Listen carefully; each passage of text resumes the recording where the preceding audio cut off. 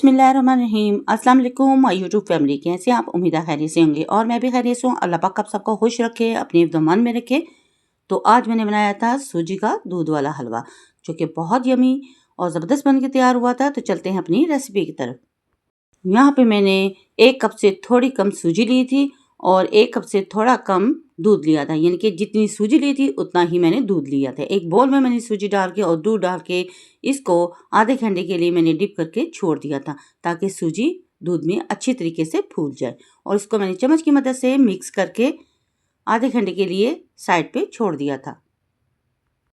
फिर मैंने फ्लेम को ऑन कर दिया, ऊपर पतीली रख दी और उसमें 1.5 कप पानी का ऐड कर दिया। जितनी मैंने सूजी ली उतनी ही मैंने शुगर ली थी, 1.25 कप के करीब, यानी कि 1 कप से थोड़ी कम। और 2 अदद इलायची डाल के जब पानी गर्म हो चुका था उसमें मैंने शुगर ऐड कर दी थी और उसे मैंने मेल्ट कर लिया था। बिल्कुल शीरा नहीं बनाएंगे, बिल्कुल हल्की सी लाइट से इसे मेल्ट करेंगे। जब चीनी पानी में मेल्ट हो जाएगी तो फिर इस फ्लेम को ऑफ कर देंगे।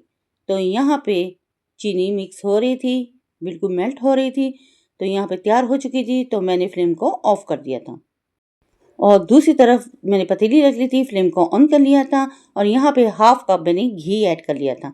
अगर आपके पास देसी घी है तो वो भी ऐड कर सकते हैं। मैंने नॉर्मल सा घी ऐड किया था और उसमें जब वो मेल्ट हो चुका था तो उसमें 3 अदद इलायची मैंने ऐड कर दी थी और हल्का सा उसे सोते कर लिया था। और जो अमेज़ा मैंने बना के रखा था सूजी और दूध का, वो फूल के तैयार हो चुकी थी सूजी। तो फिर इसमें मैंने ऐड कर दी ऑयल में।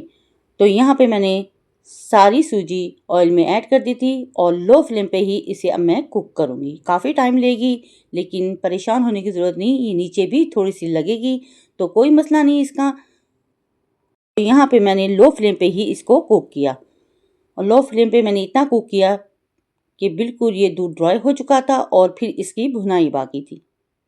यहाँ पे लो फ्लेम पे ही इसको मैंने कुक किया और इसको ब्राउन किया।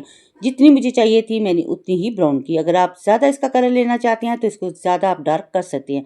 तो लो फ्लेम पे ही इसको मैंने कुक किया था। फ्लेम को हाई करेंगे तो ये जल जाएगी, बहुत जल्दी ये नीचे लग जाती है पतीली के। तो लो फ्लेम पे ही मैंने इसको कुक करके तैयार कर लिया था और यहाँ पे ये गोल्डन हो चुकी थी। जितना मुझे कलर चाहिए था उतनी मैंने गोल्डन कर ली थी। यहाँ पे पानी जो मैंने शीरा बनाया था चीनी का, शुगर को मेल्ट किया था, वो इसमें मैंने ऐड कर दी और यहाँ पे मैंने 1.5 कप के करीब शुगर वाला पानी इसमें ऐड कर दिया था और इसे मिक्स कर लिया था।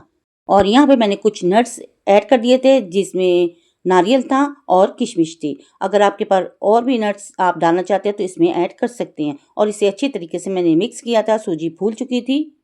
ये हलवा बहुत यमी बन के रेडी हुआ था।